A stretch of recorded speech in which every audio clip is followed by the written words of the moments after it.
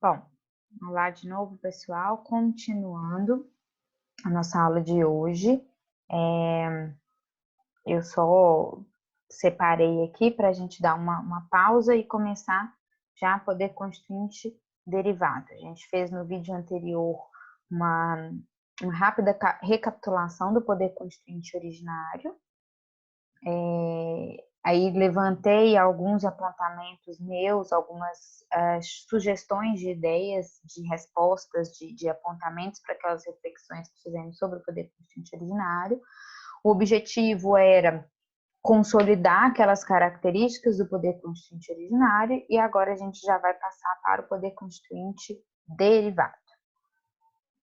Deixa eu já trazer para vocês aqui, então, a nossa tela.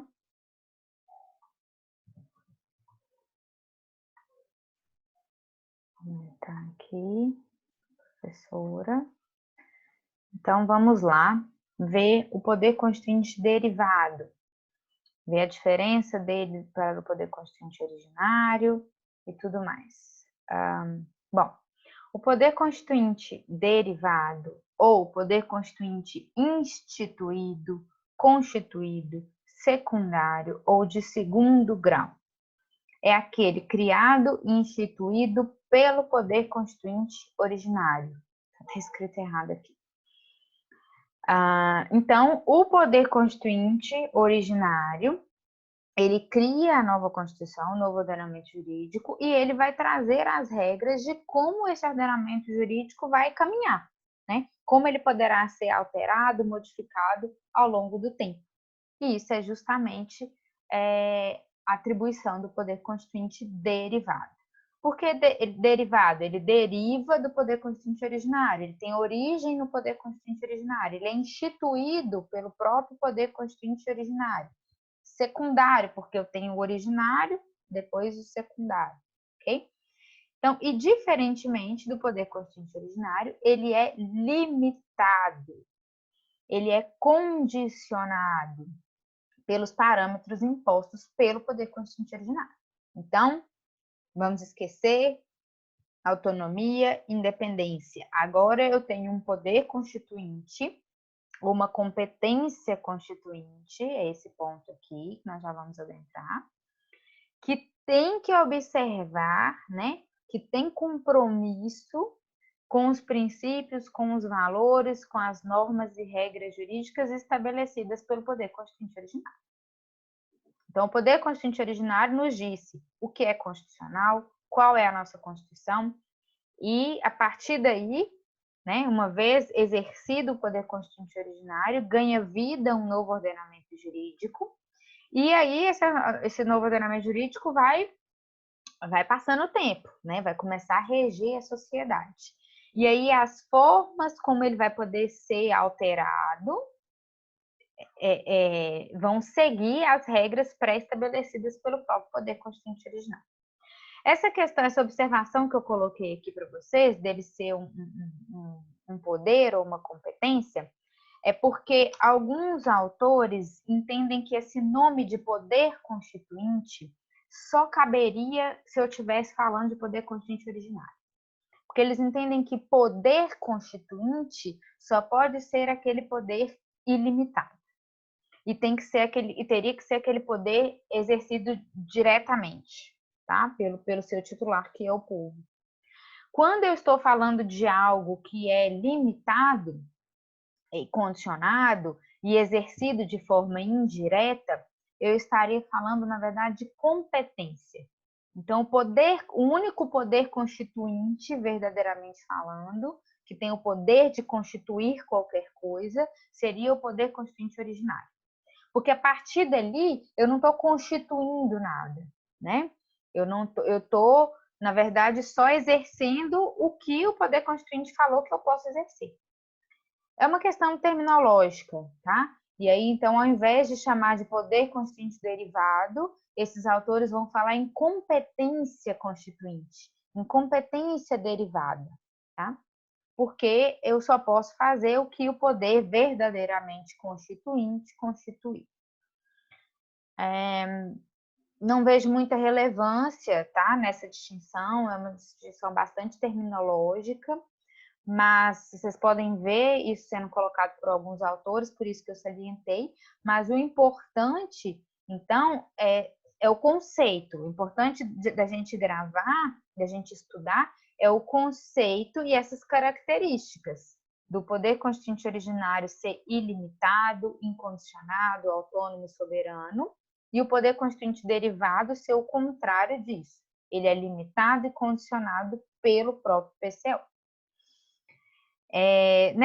Seguindo essa linha, né, seguindo essas características de limitação e condicionamento, a gente enxerga que ele vai ter uma natureza jurídica, porque ele nasce já dentro de um novo ordenamento jurídico estabelecido. Então, uma outra distinção importante é que o poder constituinte originário ele é pré-jurídico, ele nasce, ele é fruto de uma força política. Então, ele não existe um direito, não existe uma regra jurídica anterior a ele que o cria, né? Na verdade, ele é criado por uma força social, por uma força de fato, por uma força política. E aí ele faz nascer algo jurídico, ele faz nascer um novo jurídico, um novo ordenamento jurídico, e aí dentro desse novo ordenamento jurídico, eu tenho aí sim um poder jurídico de alterar essa Constituição, de alterar esse ordenamento. Então, o poder constituinte derivado já tem natureza jurídica. Dentro dessas competências derivadas, dentro desse poder constituinte derivado, eu vou ter três... aqui eu coloquei essas três espécies, mas vocês vão ver que nós ainda temos uma quarta, que nós vamos estudar separadamente. Mas, primeiro nós vamos nos dedicar ao poder constituinte derivado reformador, depois ao poder constituinte derivado decorrente e ao poder constituinte derivado revisor. Ok? Então, já entrando no poder constituinte derivado reformador. É a competência de modificar a Constituição. É a competência de reformar a Constituição, tá? Para a gente guardar o nome reformador. Aqui eu gostaria de lembrar do conceito do Pedro Lenza, que eu trouxe para vocês, de poder constituinte, que fala justamente, é o poder de elaborar, poder constituinte originário, e de modificar a Constituição, poder constituinte derivado reformador. Qual que é o procedimento de exercício do poder constituinte derivado reformador? Nós falamos que o PCO ele não tem uma limitação procedimental, ele que vai criar o procedimento que ele vai seguir, né? Porque ele não tem compromisso nenhum com o que existia anteriormente.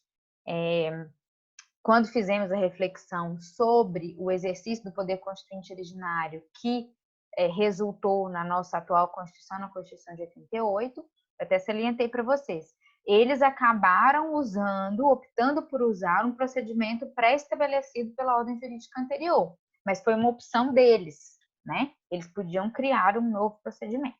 Então, o PCO é livre para criar o próprio procedimento de exercício. O poder constituinte derivado, o PCD, ele já não é mais, ele não tem essa autonomia de escolher qual procedimento. Ele não pode escolher como ele irá modificar essa Constituição. Ele vai modificar a Constituição conforme o procedimento estabelecido pelo poder constituinte originário. E aqui eu gostaria de relembrar aquele conceitozinho das classificações das constituições, aquele critério de alterabilidade, né? Que nas constituições rígidas eu tenho um procedimento específico, um procedimento próprio de alteração da Constituição. Então, eu tenho um procedimento que vale só para alteração e modificação das normas constitucionais. E eu tenho um outro procedimento ordinário, que vale para a elaboração e modificação das normas infraconstitucionais. Se o poder constituinte originário optou por criar, por elaborar, por constituir, por instituir uma Constituição flexível, ele vai colocar lá no texto um único procedimento, vai ser o procedimento ordinário, que vai valer tanto para a modificação das normas constitucionais, quanto para a modificação das normas infraconstitucionais. Já adiantando, né, vocês já sabem, a Constituição de 88, o exercício do nosso PCO, optou por criar uma Constituição rígida. Então, nós vamos ver que lá dentro do texto da Constituição de 88, tem lá regras procedimentais que têm que ser observadas para a modificação da Constituição. Então, eu tenho um procedimento específico, próprio, só para a modificação de normas constitucionais. E eu tenho previsto na própria Constituição, ou seja, previsto pelo próprio PCO, eu tenho lá um outro procedimento, um procedimento ordinário, que serve para elaboração e modificação das normas infraconstitucionais. Outra diferença do PCD, do Poder Constituinte Derivado Reformador, para o PCO. Aqui eu não estou falando de revolução mais, muito pelo contrário. Eu estou falando em observância da ordem jurídica instituída pelo PCO. Então, veio um PCO, colocou um novo estado de coisas constitucional, um novo estado de coisas jurídico, um novo ordenamento jurídico, e, a partir dali, né, os exercícios de poder constituinte vão ser exercícios do tipo derivado, vão ser exercícios do tipo que deriva do PCO e, portanto, vão ser exercícios que dependem de observar o procedimento estabelecido pelo PCO. Então, eu estou observando. Então, aqui, de novo, poder constituinte originário, eu tenho a criação de uma ordem jurídica, eu tenho um início, eu tenho um marco zero, tenho ali um Big Bang que implode tudo que existia anteriormente e cria algo novo. E a partir dali, então, as manifestações, os exercícios, né, políticos vão ser de um poder constituinte derivado. Então, eu vou cumprir a ordem jurídica que foi estabelecida pelo PCO.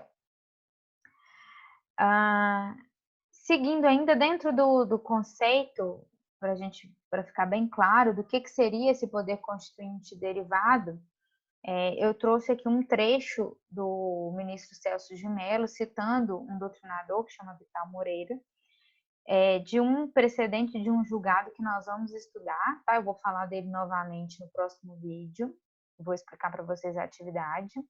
Ele fala o seguinte: o poder de revisão constitucional é um poder derivado do poder constituinte, tá vendo? Aqui ele entende como poder constituinte só o poder constituinte originário. Então, o poder de revisão constitucional, o poder de modificar a Constituição, é um poder derivado do poder constituinte e a ele submetido, sendo sua função não a de renovar o poder constituinte alterando livremente a Constituição, mas sim, veja a importância, eu vou poder modificar a Constituição, mas com o objetivo de defender essa própria Constituição, de preservar essa Constituição, de manter a sua identidade originária. E aí eu vou poder introduzir alterações e ajustes, sim, mas eu estou limitado nesse meu poder, nessa minha competência de produzir, de introduzir alterações e ajustes, eu estou limitado ao que se revele necessário para reforçar a vitalidade daquela mesma Constituição. Então, eu preciso, o poder constituinte derivado, ele existe para manter vivo aquilo que o poder constituinte originário estabeleceu, aquilo que ele criou. Porque o tempo vai passando, né, gente? A sociedade, ela é plural, ela vai se modificando. Então, eu preciso manter o reflexo daquilo que foi instituído pelo PCO com as mudanças dessa sociedade. Mas eu tenho que fazer isso respeitando. Vamos fazer uma analogia assim, de respeito aos ancestrais. Tá? Nos Estados Unidos, talvez você já tenha até visto isso em filme. Eles chamam de os pais fundadores, de founding fathers, que eles chamam aquelas pessoas, aqueles constituintes que exerceram o poder constituinte originário e elaboraram e trouxeram a Constituição dos Estados Unidos, que é uma Constituição bem antiga, diferentemente da nossa, né, que é bem recente. E eles têm muito esse respeito, então eles fazem as interpretações da Constituição, eles só admitem emendas, modificações dessa Constituição mas sempre observando essa identidade originária, essa ancestralidade, ok? O poder constituinte derivado, ele existe para que eu não me ingesse demais, né? Para que eu não diga, não torne algo imutável, lembrando daquela classificação de alterabilidade, vocês se lembram que eu falei, olha, teoricamente essa classificação pode ser imutável, rígida, flexível ou semi-rígida, semi-flexível. E essa característica de imutabilidade, ela existe só em teoria, porque nenhum Estado adota essa imutabilidade, do tipo, o poder constituinte originário pôs uma Constituição e essa Constituição nunca pode ser modificada, nenhuma vírgula, nenhuma palavra, porque isso seria um engessamento muito grande. Seria fácil, em relativamente pouco tempo, essa sociedade poderia sofrer modificações de princípio, de valores, a própria tecnologia, né? Traz a necessidade da gente fazer ajustes, da gente fazer alterações. Então, um engessamento muito grande, um PCO que estabelecesse um ordenamento jurídico muito engessado, acabaria ele ia trazer os próprios elementos para ele acabar sendo extinto, né? Então, para garantir que ele perpetue no tempo, é importante eu dar para essa sociedade, para esse povo, um certo poder constituinte derivado, de me alterar, né, de alterar aquela Constituição, mas me fazendo vivo, mantendo, né, não pode perder esse vínculo com o poder constituinte originário. Então, o objetivo é defender e preservar aquele núcleo essencial daquela Constituição. Porque senão eu vou remendando a Constituição, remendando, na verdade, eu estou construindo algo totalmente novo, que foi aquilo, por exemplo, que nós discutimos com relação à emenda constitucional de 67, desculpa, vocês se lembram? Que a ela foi atribuído, na verdade, ela é chamada de emenda constitucional, né? Formalmente, mas a maioria da doutrina entende que é uma nova Constituição, porque ela trouxe uma regulamentação, ela trouxe uma estrutura estatal totalmente nova, muito diferente da ordem jurídica anterior, né? Então ela representa um rompimento com a ordem jurídica anterior. E o objetivo do poder constituinte derivado não é romper com a ordem jurídica estabelecida pelo PCO. Muito pelo contrário, é mantê-la viva, mas ajustada àquela sociedade que foi evoluindo, ajustada com a passagem do tempo. Então, vamos lá agora à prática do poder constituinte derivado reformador, competência de modificar a Constituição. Na Constituição Federal de 88, então aqui eu quero que vocês lembrem que esse procedimento que nós vamos estudar agora não é o único que existe, não é a única possibilidade, tá? Outras constituições antes da de 88 tinham procedimentos ligeiramente diferentes. Outros estados diferentes do Brasil podem ter procedimentos diferentes. Então, cada poder constituinte originário vai estabelecer o seu procedimento, as suas limitações, as suas condicionantes ao exercício do poder constituinte derivado reformador. Nós vamos estudar o que existe hoje no Brasil, que é o artigo 60, que é o nosso procedimento de emenda à Constituição, tá? Aqui, então, eu já trago para vocês quais são as grandes limitações que foram criadas pelo poder constituinte originário para o exercício do poder constituinte derivado reformador. Ou seja, o PCO disse: pessoal, sociedade, agentes políticos, está aqui a Constituição de vocês, está aqui o novo ordenamento jurídico, eu estou entregando para vocês, e vocês é que vão vivenciar isso, vocês é que vão tornar isso prático, efetivo. Eu criei poder executivo, poder legislativo, poder judiciário, e agora vocês vão viver isso. E, à medida que for necessário, vocês podem fazer pequenas alterações nessa Constituição que eu criei para vocês. Mas, para alterar essa Constituição, observem os seguintes limites. Então, eu tenho limites relativos à iniciativa. Então, quem pode propor alterações, modificações à nossa Constituição de 88? 88.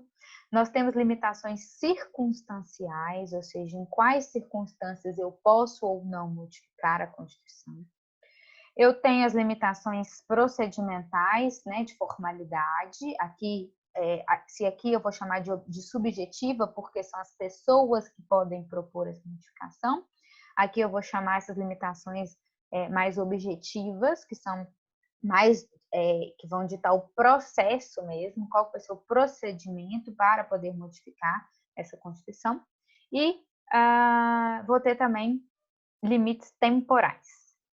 Tá? Então, agora nós vamos destrinchar um pouquinho esse artigo 60 da Constituição, para a gente entender essas limitações trazidas pelo PCO de 88, né? E que estão hoje vigentes. Então, como é que hoje no Brasil exercemos o nosso poder constituinte derivado reformador? Então, vamos lá. No que tange à iniciativa, é uma limitação formal, né, que diz respeito ao processo, ao procedimento, que a gente vai chamar de subjetiva, porque é quem pode propor. E aí, essa é uma das diferenças, né, por que a nossa Constituição é rígida, porque para eu poder alterar as normas constitucionais, eu tenho alguns agentes políticos, especificamente 3 hipóteses apenas, que podem fazer isso.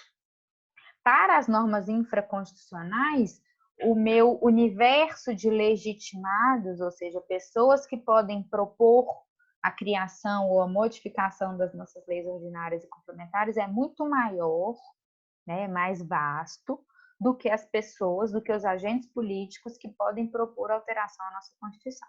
Então, como mudar, emendar a nossa Constituição é algo muito importante, algo muito específico, que eu estou mexendo lá no meu poder constituinte originário. Então, eu vou limitar apenas algumas pessoas muito específicas que vão poder fazer isso. Quem são essas pessoas? A Constituição poderá ser emendada mediante proposta de 1/3, no mínimo, dos membros da Câmara dos Deputados ou do Senado Federal.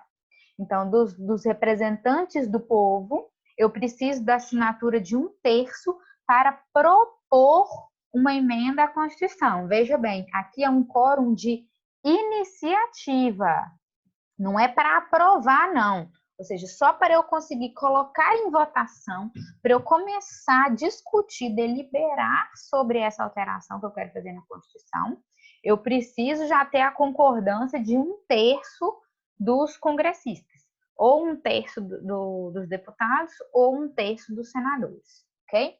Não é 1/3 dos dois, não. 1/3 dos deputados ou 1/3 de senadores já é suficiente para eu apresentar uma PEC, uma proposta de emenda à Constituição. O presidente da República, né? Afinal, no nosso caso, ele é chefe de Estado e chefe de governo, ele é o chefe do Poder Executivo. Como nós temos um regime presidencialista, ele exerce tanto a função de chefe de governo e chefe de Estado, então a ele também foi garantida a possibilidade de propor uma emenda à Constituição. E mais da metade das assembleias legislativas das unidades da federação, ou seja, como nós somos um Estado federativo, eu preciso dar para os entes federativos, né, no caso os Estados-membros, também a possibilidade de emendar a Constituição. Mas um Estado só não é suficiente. Um único Estado não consegue emendar a Constituição. Então, eu preciso ter mais da metade das assembleias legislativas, ou seja, o poder legislativo estadual, ele precisa se reunir em mais da metade, então precisa ter mais da metade dos Estados-membros, tem que ter vontade de emendar, de alterar algo na nossa Constituição. E cada uma dessas assembleias, dentro de cada uma dessas assembleias, eu preciso ter a maioria relativa dos membros. Então, eu tenho que ter, em cada estado, aqui em Minas, eu tenho que ter a metade mais um, né, a maioria relativa dos deputados estaduais. Eu tenho que juntar com a metade dos deputados estaduais de metade dos estados, ok? Então, eu tenho uma forte manifestação da minha federação, né? Eu tenho pelo menos metade dos meus estados-membros querendo fazer uma alteração à Constituição. Então, eles vão poder propor essa Constituição. Uma vez proposta essa emenda à Constituição, seja por um terço dos deputados federais, seja por um terço dos senadores, seja pelo presidente, ou seja pela metade das assembleias legislativas estaduais, a deliberação, a votação vai caber aos deputados federais e ao Senado, ao Congresso Nacional, tá? Eles não... eu consegui a assinatura de todas as assembleias legislativas, todos os estados-membros manifestaram através de seus deputados estaduais que querem fazer a alteração. Sim, mas aí os deputados federais e o Senado é que vão discutir. Provavelmente, se você conseguir, né, o consenso de todas as assembleias legislativas que representam os Estados-membros, provavelmente os votos do Senado, né, porque o Senado é o representante da federação, no Senado é que a gente tem os representantes dos Estados-membros, provavelmente lá você vai conseguir os votos, mas não necessariamente na Câmara dos Deputados, também chamada de, né, a Casa do Povo, porque aqui estão os representantes do povo, você vai conseguir os votos. Então, aqui eu estou falando de iniciativa. Para eu dar o pontapé inicial, para eu começar a pensar em discutir uma emenda à Constituição, eu preciso que um desses agentes políticos se mobilize. Aí, não sei se vocês observaram, eu estou alterando a Constituição, que foi elaborada pelo Poder Constituinte originário, cujo titular é o povo, foi elaborada, no caso da nossa Constituição Democrática, por representantes do povo, mas nós não vimos aqui o povo diretamente. E vocês já sabem que na nossa Constituição, né, nós temos como a soberania popular como fundamento do nosso Estado, nós temos ferramentas de exercício da soberania popular, mas nós não vimos aqui essa hipótese no artigo 60 para a emenda à Constituição. Então, mas eu coloquei aqui para vocês um questionamento que pode ser feito. Pode haver iniciativa popular para a proposta de emenda à Constituição? E se uma grande parcela da população quer fazer uma alteração na Constituição? Se há de uma parcela importante da Constituição a vontade de excluir algum direito, alguma questão prevista na Constituição, ou uma grande necessidade, um grande movimento dessa sociedade, desse povo, em aumentar, em criar um direito, por exemplo. Eles poderiam, afinal, a Constituição, uma Constituição democrática, não tem que representar o povo? Bom, tem dois posicionamentos para essa pergunta. Existe um posicionamento minoritário, encabeçado por José Afonso da Silva, que vai dizer que, apesar de não estar prevista expressamente na Constituição, a iniciativa popular de emenda à Constituição deve ser admitida através de uma interpretação sistemática da Constituição e da aplicação por analogia do artigo 61, parágrafo 2º. O artigo 61, parágrafo 2º, vamos ver ele aqui, ó. Ele fala, a iniciativa das leis originárias, tal. O parágrafo 2º diz, a iniciativa popular pode ser exercida pela apresentação à Câmara dos Deputados de projeto de lei, aqui está falando expressamente em lei, tá? Projeto de lei subscrito por, no mínimo, 1% do eleitorado nacional, distribuído em pelo menos por 5 estados, com não menos de 0,3% dos eleitores de cada um deles. Então, se eu conseguir 1% do eleitorado nacional, eu tenho uma vontade popular, né, bem grande, se manifestando com a intenção de alterar uma lei, de propor uma lei. E José Afonso da Silva entende que, se essas pessoas podem se organizar politicamente para propor uma lei, eu deveria reconhecer que também deve ser reconhecida a essas pessoas a possibilidade de propor uma emenda à Constituição, tá? Mas não é esse o entendimento que prepondera, o entendimento majoritário é esse que é manifestado por Marcelo Novellino, que não deve ser admitida a iniciativa popular de emenda, basicamente por duas razões. Ele traz um argumento histórico, tá? Porque essa possibilidade foi cogitada pela nossa Assembleia Nacional Constituinte, mas ela foi rejeitada Então, nós temos uma manifestação expressa e histórica do nosso poder constituinte originário. Ele teve a opção, né? Ele poderia ter feito essa opção política de permitir essa manifestação popular para a emenda à Constituição, e ele optou por não abrir essa possibilidade. Tá? Então, nós precisamos observar, nós precisamos obedecer que essa foi a vontade manifestada pelo PCO. E também o fato de que esse procedimento de emenda à Constituição é um procedimento excepcional, é um procedimento específico, é um procedimento todo especial para as normas constitucionais.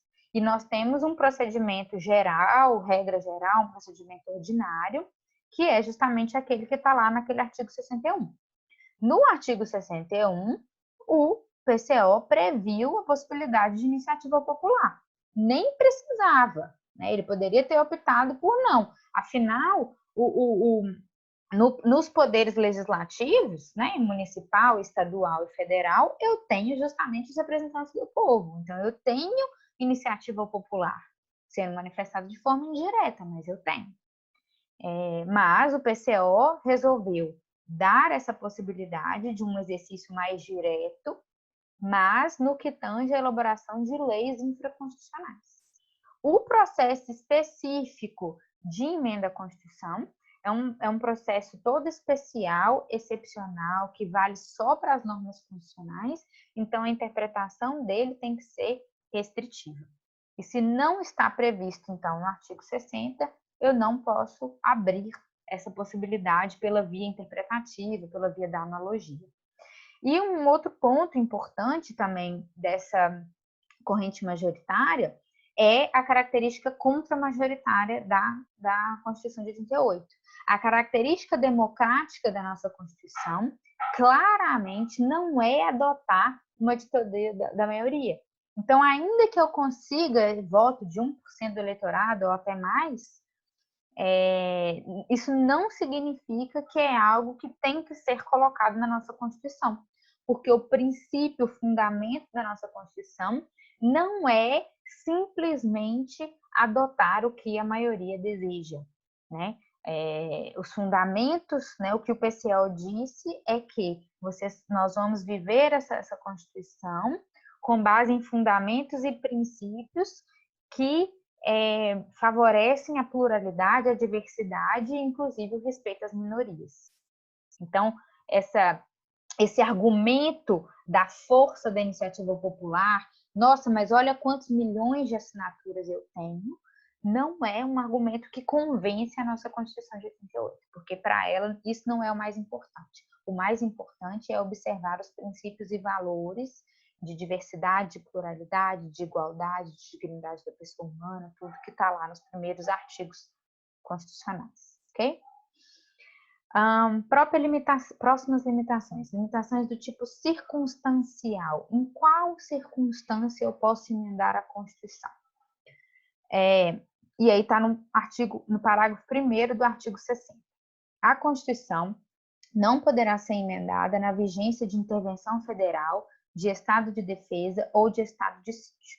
Então, na verdade, as circunstâncias são: eu sempre posso emendar a Constituição, a regra geral, não, né? Em qualquer circunstância eu posso emendar a Constituição, exceto nessas circunstâncias bem especiais, bem específicas, emergenciais. Nesses casos, se nós estivermos vivendo uma dessas situações, a Constituição não pode ser emendada. E aí eu trouxe para vocês um exemplo bem recente, que vocês devem se lembrar, que no ano de 2018 nós vivemos uma intervenção federal no estado do Rio de Janeiro. E nessa época estava em tramitação a PEC da Previdência.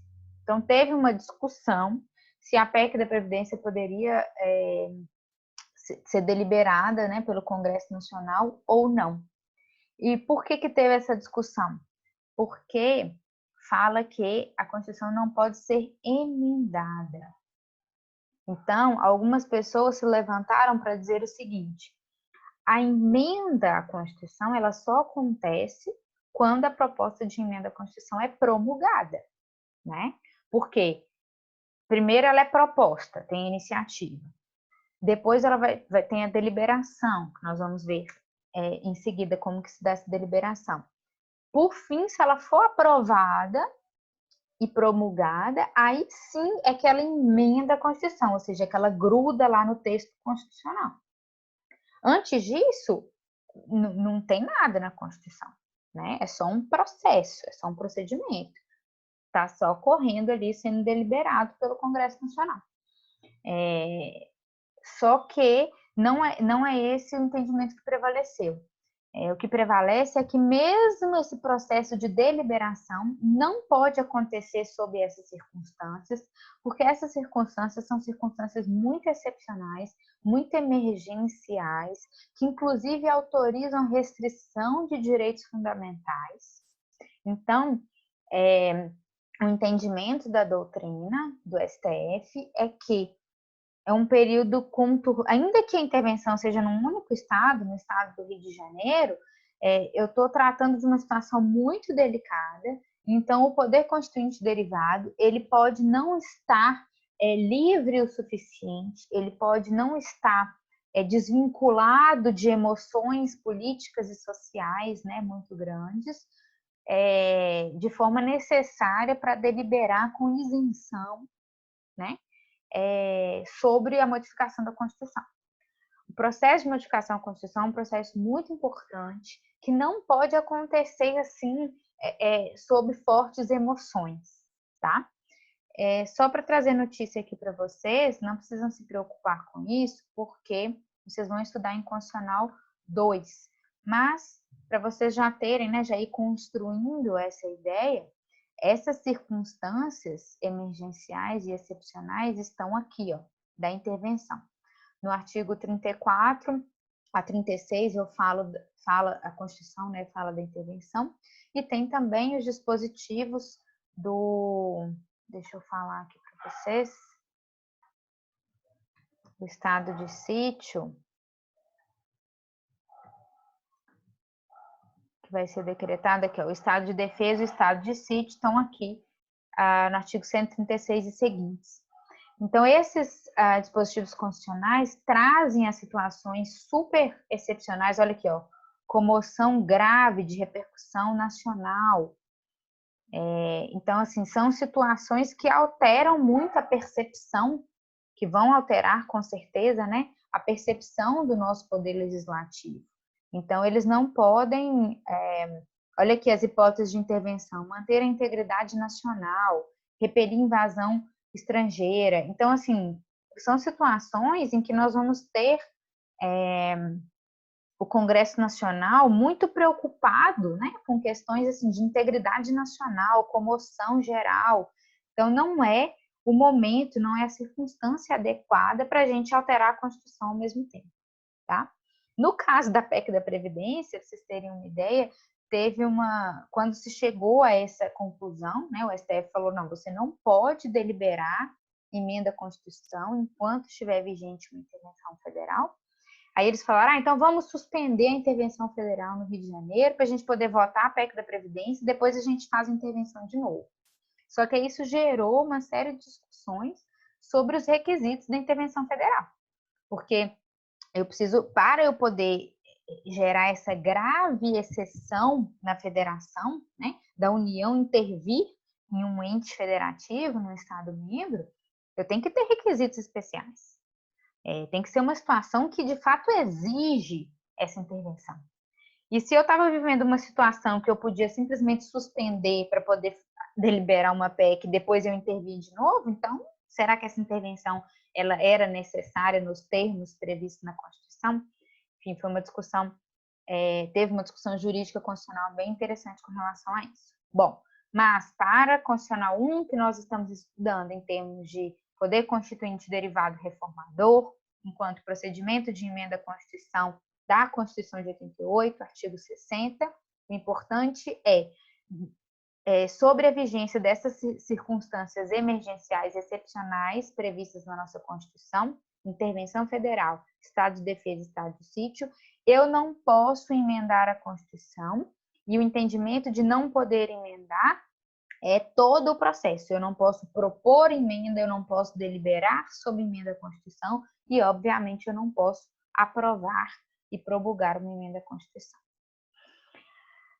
Agora, adentrando um pouco mais no procedimento de emenda à Constituição, conforme o poder constituinte derivado reformador vigente hoje no Brasil. Está nos parágrafos 2º e 3º do nosso artigo 60. A proposta, a PEC, proposta de emenda à Constituição, será discutida e votada em cada casa do Congresso Nacional, então tem que passar pelas duas casas, pela Câmara dos Deputados e pelo Senado, em 2 turnos de votação, considerando-se aprovada se obtiverem ambos 3/5 dos votos dos respectivos membros. Então, aqui eu estou falando de quórum de aprovação, diferente daquele quórum de iniciativa que falamos na limitação subjetiva de iniciativa. Ok? Então, eu tive o quórum de iniciativa, consegui lá todas as assinaturas que eu preciso. 1/3 dos deputados, ou 1/3 dos senadores, ou mais da metade das assembleias legislativas estaduais. Ok. Então, dei início ao meu procedimento, à minha proposta de emenda à Constituição. Agora, ela vai ter que ser discutida 2 vezes em cada casa. Então, são 2 turnos de votação. Então, a Câmara dos Deputados vai votar uma vez, depois vai votar de novo. Aí vai para o Senado vai votar uma vez, depois vai votar de novo. Ou seja, tem que ser algo muito deliberado, muito pensado. E nos 2 turnos, eu tenho que conseguir 3/5 dos votos. Então, eu tenho um quórum de aprovação elevado. Aqui, já deixando mais claro para vocês aquela diferença das constituições rígidas para as constituições flexíveis. Na rígida, eu tenho um processo especial para alteração das normas constitucionais. Então, eu tenho menos legitimados. Então, eu tenho a iniciativa, ela cabe a menos agentes políticos. Eu tenho, normalmente, mais de um turno de votação. Eu tenho um quórum de aprovação elevado, maior, tá? Então, é um procedimento, tá vendo? Bem mais difícil de se obter a aprovação. Eu preciso de um consenso muito maior entre os congressistas para eu conseguir levar adiante uma alteração à Constituição. E uma outra regra procedimental, a emenda à Constituição será promulgada pelas mesas da Câmara dos Deputados e do Senado Federal com o respectivo número de ordem. Aqui também isso vai ficar mais claro para vocês no Constitucional 2, que vocês vão estudar o processo legislativo. E aí, mas já adiantando uma grande diferença da emenda à Constituição, observem, ela é aprovada no Congresso, né, em cada casa, e ela vai direto para a promulgação pelo próprio Poder Legislativo. Não é o Poder Executivo, não é o presidente que promulga. As emendas constitucionais, elas não tem a possibilidade de sanção e veto do presidente, tá? Igual as leis infraconstitucionais, que certamente vocês já conhecem esse processo, vocês já viram muita discussão sobre veto presidencial. Para as emendas constitucionais, isso não acontece. O poder constituinte originário, ele concedeu integralmente ao poder legislativo o exercício do poder constituinte derivado reformador.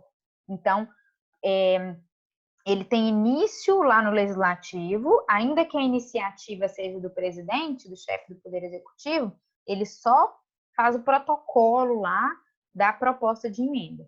Mas esse protocolo já vai ser feito no Poder Legislativo. E lá dentro do Poder Legislativo é que vai acontecer todo o procedimento. Então, é o Poder Legislativo que recebe o protocolo, o início da PEC é lá no Poder Legislativo, ainda que a iniciativa seja do presidente. A deliberação vai ser integralmente no Poder Legislativo e a própria promulgação acontece dentro do Poder Legislativo. Tá? Então, o exercício do poder constituinte derivado reformador, ele é exclusivo do Poder Legislativo. E aí vão ser as mesas da Câmara dos Deputados e do Senado Federal, conjuntamente, ao mesmo tempo, tá? Também é algo que nós vamos falar um pouco mais, mas Congresso Nacional é a reunião da Câmara dos Deputados e do Senado. Então, nós temos é como se fosse três coisas. Eu tenho a Câmara dos Deputados, eu tenho o Senado Federal e eu tenho o Congresso Nacional, que é a reunião dos dois. Então, quando os dois se reúnem, eles criam uma terceira coisa, né, um terceiro ente político-jurídico, que é o Congresso Nacional. Mas aqui, as duas casas vão promulgar ao mesmo tempo, né? Cada uma, os deputados e os senadores vão promulgar essa emenda à Constituição que foi deliberada e aprovada por eles. Nós temos ainda a última limitação desse vídeo, depois eu vou abrir um outro vídeo para a gente tratar de uma outra limitação, por conta da sua importância e dos seus desdobramentos. Então, a última limitação agora vai ser essa limitação temporal, tá? Que alguns autores, por exemplo, Marcelo Novellino, ela entende como procedimental também, aqui na linha desses dois parágrafos, que é o parágrafo 5º, que diz que a matéria constante de proposta de emenda rejeitada ou havida por prejudicada não pode ser objeto de nova proposta na mesma sessão legislativa, tá? Não se preocupem aqui com o conceito de sessão legislativa, está lá na Constituição, se vocês quiserem pesquisar, nós vamos também adentrar mais nisso em Constitucional 2, não é aqui o importante. O importante é que se as duas casas do Congresso rejeitaram ou deram por prejudicado uma emenda à Constituição, eu não posso propor de novo, ainda que eu tenha todas as assinaturas, tá? Por quê? Por conta daquela questão da necessidade de deliberação, tem que ser algo pensado, algo construído, não pode ser algo feito com base em emoções, com base em comoção política e social. Tá? Então, se essa emenda foi rejeitada, eu tenho que esperar virar uma outra sessão legislativa para eu poder, se for o caso, se eu tiver de novo as assinaturas necessárias para iniciar esse processo, aí eu vou retomar essa deliberação. Mas eu preciso, como se fosse assim, de um tempo, né, sem deliberar, sem discutir aquilo, para poder depois deliberar novamente. Quem entende que, na verdade, não seria uma limitação temporal, esse parágrafo 5º, entende que ele seria uma limitação procedimental mesmo, de procedimento, entende que limitação temporal, na verdade, seria uma imutabilidade temporária, ou seja, uma limitação temporal seria durante tantos anos eu estou limitado e não posso emendar a Constituição, que era o que existia na Constituição Imperial de 1824. Durante, acho que 2 ou 3 anos, né, tinha uma previsão nela própria, ou seja, uma previsão posta pelo Poder Constituinte originário, que ela não poderia ser emendada durante um tempo. Então, ela tinha uma limitação temporal. Mas muitos entendem que é uma questão de procedimento, tá? Eu não posso deliberar novamente, tem que esperar a própria sessão legislativa. Essa terminologia, se é uma limitação temporal ou uma limitação procedimental, não é tão importante. O importante é que a gente, porque essa questão de tempo, né, eu poderia falar, a nomenclatura, essa terminologia tempo, eu poderia considerar aqui também. Né? Durante uma intervenção federal, eu estou limitado, né, durante aquele tempo em que existir uma intervenção federal ou um estado de defesa, eu não posso emendar a Constituição. O importante não é tanto a terminologia, mas sim a limitação, o condicionamento do exercício do poder constituinte derivado reformador a essas características, a essas questões temporais, circunstanciais e procedimentais postas pelo poder constituinte originário.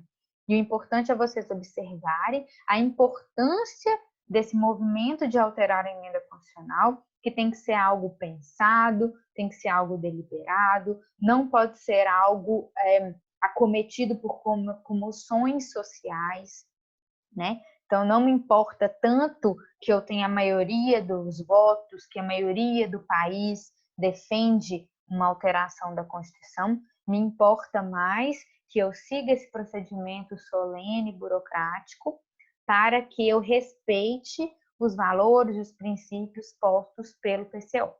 Se eu não quero mais respeitar isso, se nada disso faz mais sentido para mim, então que eu exerça um novo poder constituinte originário. E aí rompa com essa Constituição para construir uma nova totalmente diferente. Ok? Então, aqui eu vou Vou encerrar mais esse vídeo e a gente volta com as limitações de conteúdo de reforma à Constituição.